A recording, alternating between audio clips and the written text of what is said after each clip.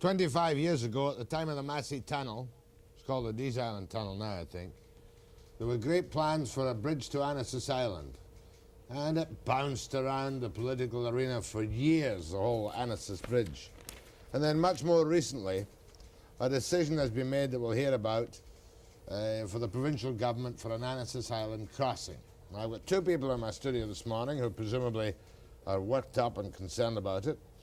One of them is Flemming Petersen, Flemming, of the Sunbury Residents Association, and the other is Bob Rezansoff, who's a fisherman, right? Right. Just came down from where last night? Johnson Straits. How was the salmon fishing? Oh, that was good this week. And he's on the, are you the chairman of the Alternative Bridge Committee? Director. You're the director of the Alternative Bridge Committee. What's this meeting you've got tonight? Well, tonight we have an information meeting for the residents of North Delta at the North Delta Senior Secondary School, hoping to inform the people of just what has gone on up to date. I thought you'd have been as happy as a lark that this bridge is going to be put in. Tell me the procedure that was used. Oh, no, I remember. Walter Davidson said, and he's the social credit member for Delta, isn't he? Correct. Is he the Speaker of the House? He was, yes, or still is. Yeah. Anyway, Yeah. he's an official in the House. Didn't he say he'd resign his seat if a bridge wasn't promised before May of last year? That's correct. That was his election promise, and he finally came out and made the announcement of the crossing in February. Okay. Why are you unhappy with it? Oh, first of all, let's see that little red map we have. Let's see if it makes any sense to people outside. There is the government proposal, and there is the other proposal there. That's roughly speaking. I know you'll have more detail than that. Why do you object, Bob Rezansoff, to the government proposal? At least to come out on Walter's urging, presumably he knows some of the temper of the people out there, and said, we're going to build a bridge there, and you're damn lucky to get it. $137 million. Well, we object to basically because it's impacting so severely on a neighborhood. We don't want to become another Cassiar interchange to the Second Narrows Bridge, and he's essentially doing that to us. The reasons why, we can't figure it out. We've proven fact by fact right from the very beginning. They've thrown four major things at us: marine safety, foundations, costs, and we've fought this for 6 months, and one by one we've proven that each one of these things in turn, our proposal is better than theirs. Just a minute. Proven to whom? Well, proven to our community group that that we have our mandate from. We haven't been able to get a hearing from the provincial government. We've had meetings scheduled. We've tried hard to get our side across. Once they've had a look at our facts, they're not willing to deal with facts. They want to deal with political issues. They try to brand us as a political pressure group rather than a people. Well, you are a political pressure group. I think not. We're a people. This is a people issue. This is a neighborhood. They're attacking our neighborhood. They're destroying the integrity, the livability of our community. I think that transcends politics. $137 million bridge, and the government plan crosses where? The government plan crosses their alternate, or Site C as they call it. It lands at the foot of the St. Mungo fish cannery and goes directly by our community. The closest home will be 300 feet away from the bridge. This is the Sunbury neighborhood. That's the Sunbury neighborhood, with a bridge that is going to be by the closest home somewhere between 120, 150 feet above their heads. A mains pier that's 440 feet above their heads. Oh, you'll be like that trailer camp underneath the north end of the Lionsgate Bridge. Well, we feel... Mobile home place under the north end of the Lionsgate Bridge. That's about it. We feel in October when the sun sets low, there'll be homes there that won't see the sun all day. But surely the greater good of the greater number is preferable than your inconvenience or shadows from a bridge. I think not. I think that if we can prove a case that our bridge, our proposal is the same cost, and it impacts on nobody, there is no residents that live on our proposal site. It's strictly industrial land, not even in developed industrial land, whereas their proposal impacts on heavily developed industrial land. What is your Sunbury site to move this eyesore away from your place? Well, our site is not a site chosen by us initially. This was an alternate site by the CBA report that came out as W1. Where is it? Just tell me where it goes to. It is approximately 3/4 of a mile downriver from our residence. We feel this is sufficient to at least take the worst of the impact away from our... And goes over vacant land. Over totally vacant, peat extraction, farm-type land or agricultural. It is... Now, where is the connection from Annacis? Where does it come off? Is it the same connection? Correct. It doesn't matter if they use the W1 site or the C site.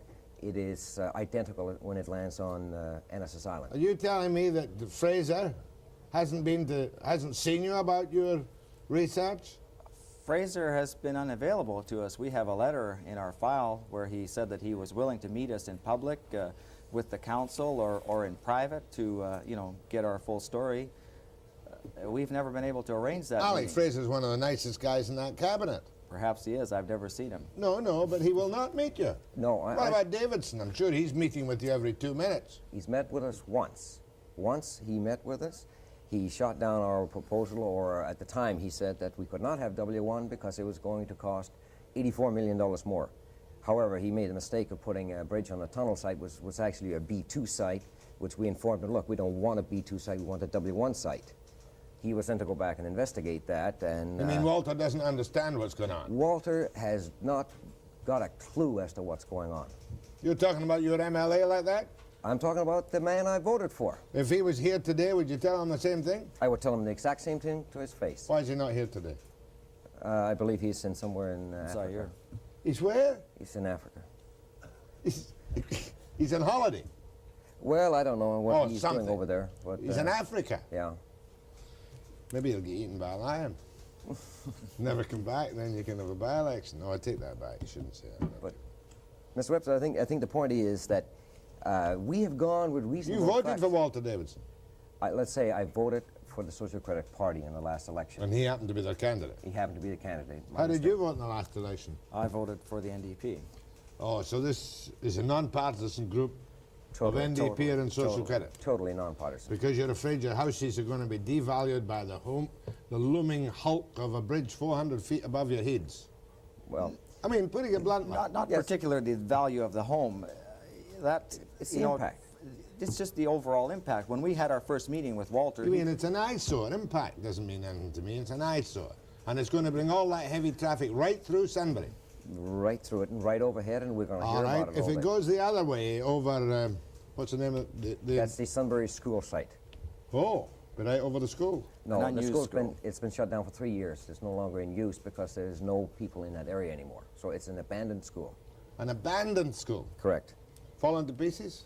No, as a matter of fact, it would make a very good highway. Look, I like your cause. What intrigues me is the fact that Davidson's in Africa and Fraser won't speak to you. And if, you'll tell me about this research you've done. I hope it's not just emotion after the break.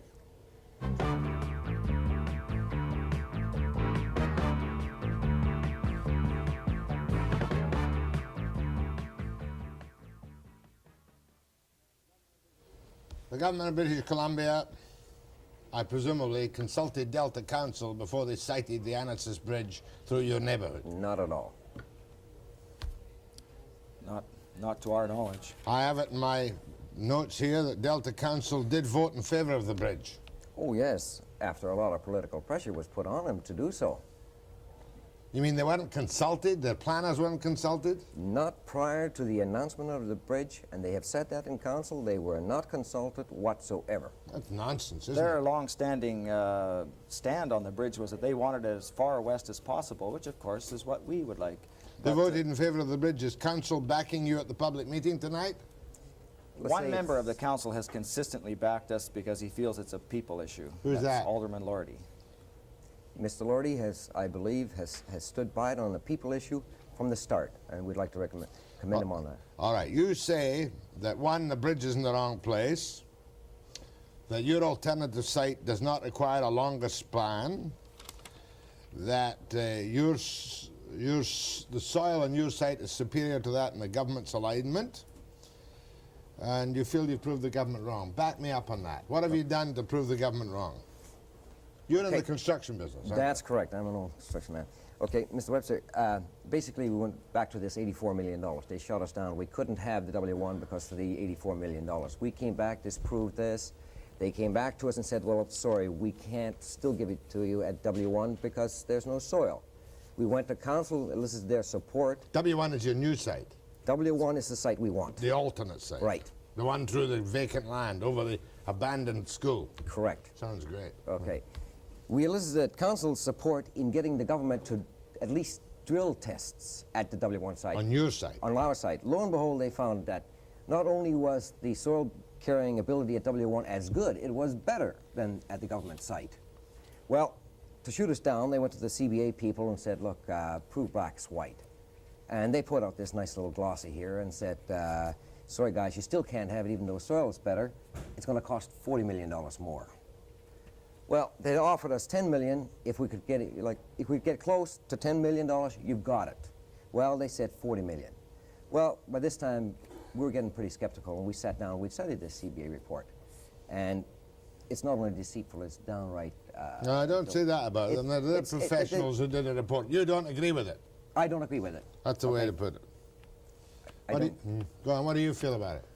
Well, I feel that we've proven our case sufficiently to where I'm willing to stand up and say that if they'll come forward and in public defeat our proposal point by point, Flemming and I will fold up our tent and we'll give up this battle and let them build the bridge where they want to build it.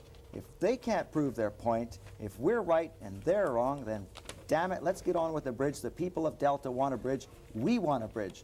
The thing is that they have to come forward, not hide behind the council, not hide behind political pressure.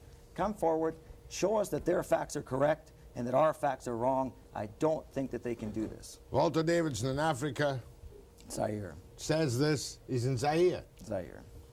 Was he in a government? Commonwealth Conference, I believe. Oh, jolly. Fringe benefit of being an MLA. If it's a fringe benefit to go to Zaire. The time has come to accept the realities of the crossing site and, if need be, blame myself or the provincial government. But, says Walter Davidson, Deputy Speaker here, let us get on with the job and blame me if necessary. Full of wind, eh? I think I blame him. At our original meeting, we had a meeting with him, private meeting in his office at that time. How did the Sunbury neighbourhood, where you've got 400 people vote in the last election by the polls? How did they vote? Do you know, have you looked at the poll breakdown? I Don't know. haven't had a clue on that. But you feel that you're just concerned citizens and you're not... Oh, for sure, for sure. correct. No doubt whatsoever. Disappointed in Fraser more than Davidson, eh? We've tried to approach Mr. Fraser, phone calls, letters, and we still do not have a reply from him, but there's been no willingness to meet us either. Well, you're only little people. Never mind, I live in the North Shore and it slips out that they had secret repairs for the damn thing falling down. And I want to get hold of Mr. Fraser and ask him how many other bridges are having secret repairs done that we don't know about, that I drive over every day. I think Any of your people going to phone and support you or attack you? Let's try some phone calls on a people issue in Annacis in the Sunbury neighbourhood. And you might be attacked, you know. You got to dish it out, you got to take it. After the break.